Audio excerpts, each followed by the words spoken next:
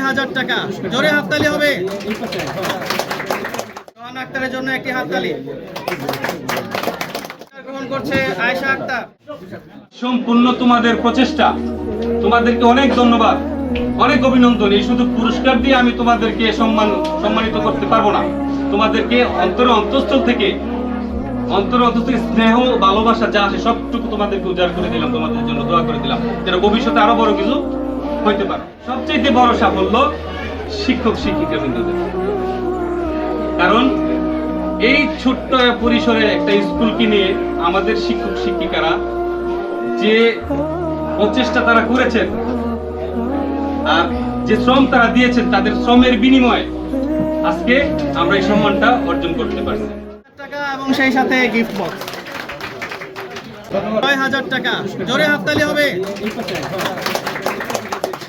সোহান আক্তারের জন্য একটি হাততালি।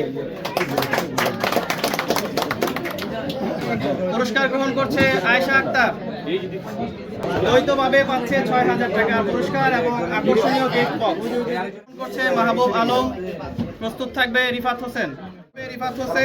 প্রস্তুত থাকবে নুপুর আক্তার। মুহিন।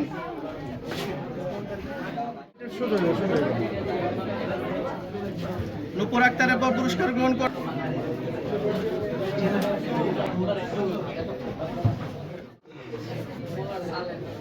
আক্তার, মুসাম্মদ মুক্তা।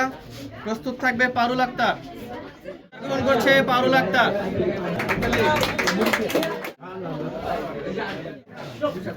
এরপর প্রস্তুত থাকবে সোহান, ইব্রাহিম এবং আরিফ।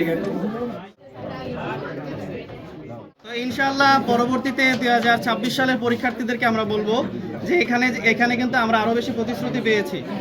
ইনশাআল্লাহ তোমরা যদি জিপিএ 5 পাও, ভালো রেজাল্ট করো, তোমরা আরো বেশি পাবে ইনশাআল্লাহ।